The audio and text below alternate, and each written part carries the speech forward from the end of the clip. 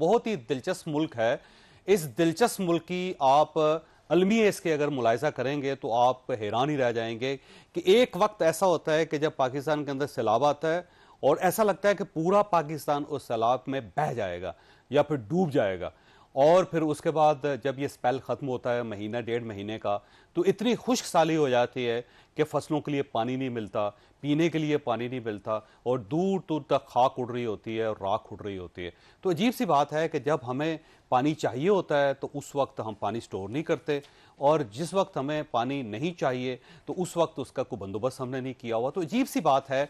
इस अजीब से बात को जाहिर है कहीं ना कहीं किनारे लगाना पड़ेगा, कोई ना कोई इसका सोल्यूशन निकालना पड़ेगा। मुझे आज एक फिगर्स मिले और बड़े दिलचस्प फिगर हैं कि जो कोठरी बैराज है उसके अंदर पिछले 7 दिनों के अंदर 1.5 मिलियन एकड़ फुट पानी जो है वो डिस्चार्ज हुआ, और ये समंदर के अंदर गिर गया, और ये साफ पानी था, पीने का पानी था, इससे फसलें उगाई जा सकती थी। और सिर्फ अगर हम इसको रोक लेते, इसको कोई बैराज बना लेते, कोई झीलें बना लेते, कोई खुश्क नहर खोद लेते, तो इससे जो ज़मीन सरसब्ज हो सकती थी, सैराब हो सकती थी, उसका जो वॉल्यूम है 1,65,00,000 एकड़ ज़मीन है। तो हमने देखे पानी ज़ाया कर दिया और उसके बाद हम पानी के लिए रोते रहेंगे। कराची एक इंतहाई अफसोसनाक सूरत हाल का शिकार है, और इस सूरत हाल को सब तस्लीम कर रहे हैं, लेकिन सोल्यूशन किसी के पास भी नहीं। और अगर बड़े शहर के लिए कोई सोल्यूशन नहीं है तो छोटे शहरों का क्या बनेगा, फिर बुनेर वगैरह का क्या बनेगा, बहुत बड़ा सवाल है जो आज के शो में हम डिस्कस करेंगे। और इसके साथ साथ पाकिस्तान तहरीक इंसाफ ने महमूद अचकज़ई साहब को कौमी असम्बली के लिए और आदम स्वाति साहब को सेनेट के लिए अपोजिशन लीडर तजवीज़ कर दिया, नामजद कर दिया है। इससे क्या होगा, ये भी एक सवाल है जो आज के शो में डिस्कस करें। हमारे साथ तशरीफ रखते हैं नईम हैदर पंजोता साहब, पाकिस्तान तहरीक इंसाफ के साथ इनका ताल्लुक है। शर्मिला फारूकी साहब हमारे साथ तशरीफ रखती हैं, पाकिस्तान पीपल्स पार्टी से ताल्लुक है, कराची में है और कराची ही की रहने वाली हैं। मिनम जफ़र खान साहब हमारे साथ तशरीफ रखते हैं, अमीर जमात इस्लामी कराची हैं, और ज़ाहिर है एक बड़ा अरसे तक जमात इस्लामी कराची की मेयर भी रही और उसके साथ आज भी एक बहुत बड़ी स्टेक होल्डर है। ख्वाजा इजहारुल हसन साहब हमारे साथ तशरीफ रखते हैं, MKM के साथ इनका ताल्लुक है और इनका भी मेयर रहा, कराची को ओन भी करते हैं, जिस तरह पूरा पाकिस्तान ओन करता है, लेकिन कराची के जो मसले हैं उनको कोई हल करने के लिए तैयार नहीं। तो सबसे पहले अमीर जमात इस्लामी की तरह जाऊंगा। मिनम खान साहब, ये फरमाइएगा कि मसला क्या है कराची का। और मैं देख रहा था कि चीफ मिनिस्टर साहब ने मीडिया पर डाल दिया है कि मीडिया गलत पोर्ट्रे कर रहा था और इतनी सूरत हाल खराब नहीं थी। तो असल सूरत हाल है क्या? देखिए, ये तो वज़ीर आला साहब भी बता सकते हैं कि अगर मीडिया जो है वो सब कुछ गलत बयान कर रहा है तो सच क्या है ये तो वही बता सकते हैं। लेकिन रियलिटी ये है कि पीपल्स पार्टी इस बात को कहती है कि वो 18वीं तरमीम जो है वो पीपल्स पार्टी की हुकूमत में हुई।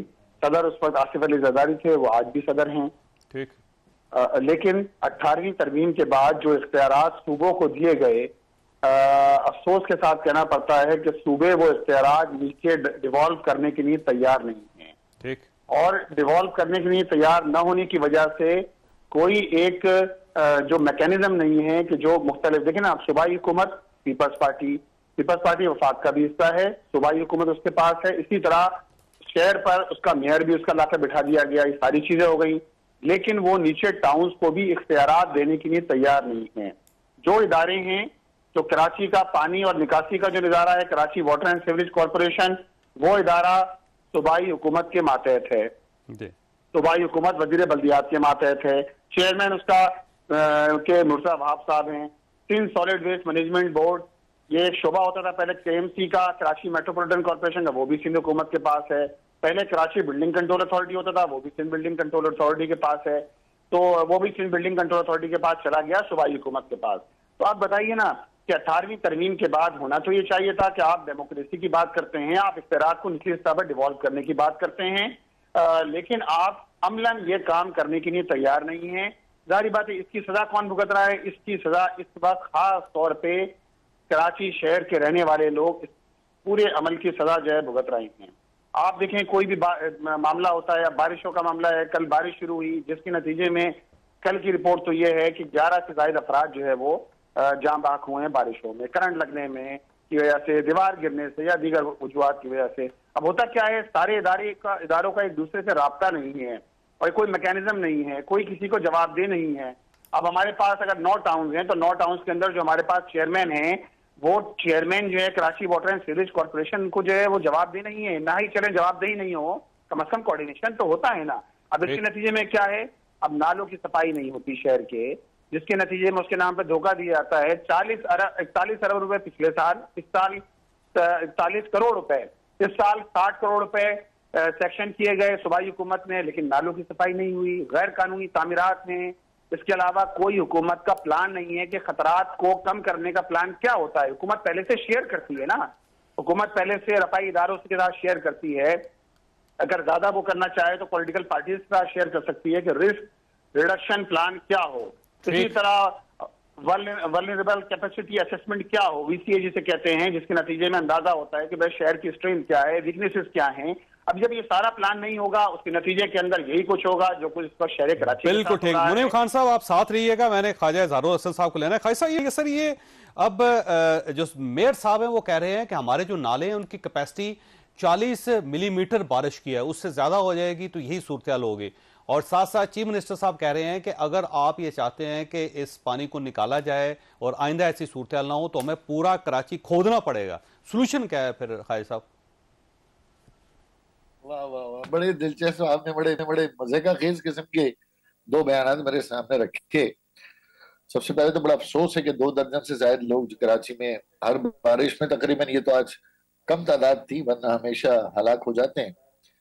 जावेद भाई, मसला ये है कि पीपल्स पार्टी को अभी हुए 18 साल। एक नस्ल जवान हो गई है जो पैदा हुई थी और एक नस्ल मर गई है। आपको अभी उनको देने कम से कम 36 साल और, तो 18 18 18, ताकि 3 नस्लें और जवान हो जाए और 3 नस्लें दुनिया से चली जाएं। उसके बाद ये बताएंगे कि इनकी परफॉर्मेंस कैसी। और वो जो वर्ल्ड बैंक इनको $1 अरब सालाना दे रहा है, जो कराची में जितना भी काम हो रहा है वर्ल्ड बैंक के पैसों का हो रहा है, तो वर्ल्ड बैंक भी हमसे पूछ रहा अगर ऐसे कराची आई कि भाई ये बताओ ये पैसे लग कर रहे हैं। तो इस शहर का अलमिया पीपल्स पार्टी एक तो खुद है, और दूसरा इस शहर का मसला, जो इस शहर की कॉम्पोजिशन है, ये मैं बहुत अरसे से बात कर रहा हूँ और सिर्फ वाहिद मैं कर रहा हूँ। अल्लाह करे कि और लोग भी मेरी आवाज के साथ आवाज मिलाएं। मैंने अखबारात में लिखा है, कौमी असेंबली में कहा है, सूबाई में कहा है।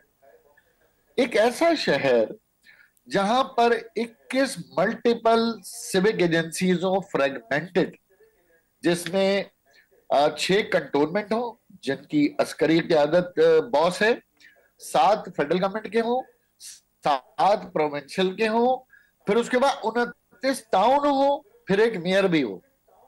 ऐसा शहर जल्दी कहाँ होता है?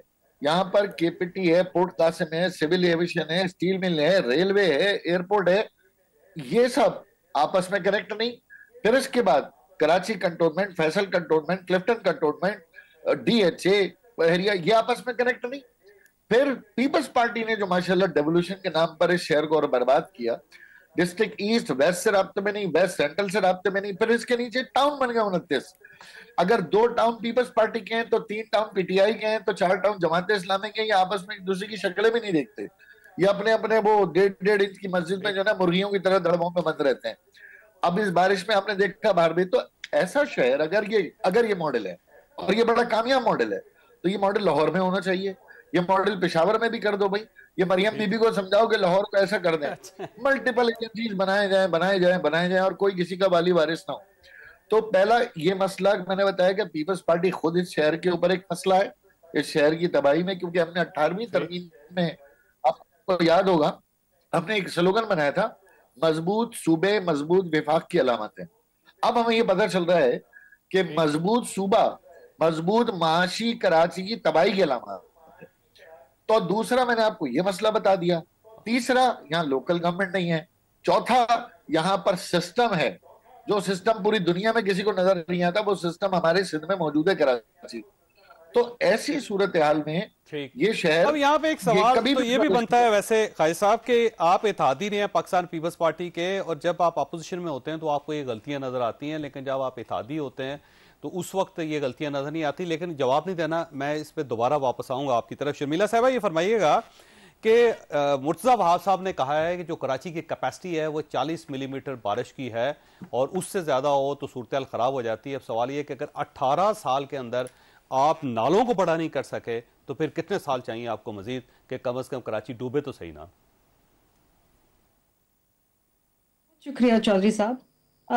पहले तो मैं गुजारिश ये करूंगी, और मेरे भाई हैं ख्वाजा इज़हारुल हसन साहब, ये और मैं कराची के ही रहने वाले हैं और कराची ही हमारा शहर है। ऐसे हालात के अंदर और ऐसे सिनेरियो के अंदर जहाँ शदीद बारिशें हुई हैं, शदीद बारिशें, इस वक्त भी आपका शो मैं कर रही हूँ और बाहर मूसलाधार बारिश हो रही है। इस मौके पे हम सियासत ना करें। इस मौके के ऊपर हम बेशक हम एक राइवल पार्टीज हैं, हमारे अलग अलग आइडियोलॉजीज हैं, लेकिन इस मौके के ऊपर जहां कराची शहर के लोग हमारी जानिब देख रहे हैं, हम सब इलेक्टेड है ना, मैं भी एमएनए हूँ, ख्वाजा साहब भी एमएनए है, दीगर भी एमपीएस वगैरह सारे लोग हैं, फारूक सत्तार साहब भी हमारे साथ एमएनए हैं। सियासत ना करें, एक दूसरे के ऊपर कीचड़ ना उछालें, बाहर निकलें, लोगों की मदद करें। घर के अंदर बैठ के प्रेस कॉन्फ्रेंस करना बहुत आसान है, सड़कों पे निकल के लोगों की मदद करना बहुत मुश्किल काम है और उसके लिए बड़ी एफर्ट चाहिए होती है। ये बिल्कुल सही बात है कि कराची का जो इंफ्रास्ट्रक्चर है अनफॉर्चुनेटली वो इतनी ज्यादा बारिश नहीं अफोर्ड कर सकता। 178 मिलीमीटर, कहीं कहीं उससे भी ज्यादा। अगर मुसलसल 4 से 5 घंटे होगी तो फ्लडिंग होगी। मैं चौधरी साहब इसे डिफेंड नहीं कर रही, मैं समझती हूँ कि चीजें बेहतर होनी चाहिए और इंशाल्लाह ताला इसको बेहतर हम करेंगे। हम पहले से बहुत ज्यादा बेहतरी लेकर आए। पहली बार हमारा मेयर आया है, उससे पहले कभी जमात इस्लामी का होता था, कभी एमक्यूएम का होता था। मैं आ रही मैं आपके सवाल का जवाब दे रही हूँ। ये प्रेडिक्शन पहले से थी, क्या है? 2 महीने पहले से प्रेडिक्शन थी कि पूरे पाकिस्तान के अंदर इस मरतबा जो मानसून है वो बहुत खौफनाक तरीके से आ रही है और कराची हिट होगा, ये पहले से थी। कोई रेन इमरजेंसी आप नाफज कर देती, लोगों को बता देती कि ऐसी सूरत। देखिए जी, मैं आपको एक बात बताऊं, और अगर ऐसी मैं आपको एक बात बताऊं, आपने ये काम करना है। किसी जगह पे रेन इमरजेंसी नहीं थी, कोई बंदोबस्त नहीं था। देखिए जी, पूरा का पूरा अमला जो सिंध गवर्नमेंट का है, जो इन मामलात को देखता है, केएमसी का पूरा अमला, सब के सब ऑन ग्राउंड है।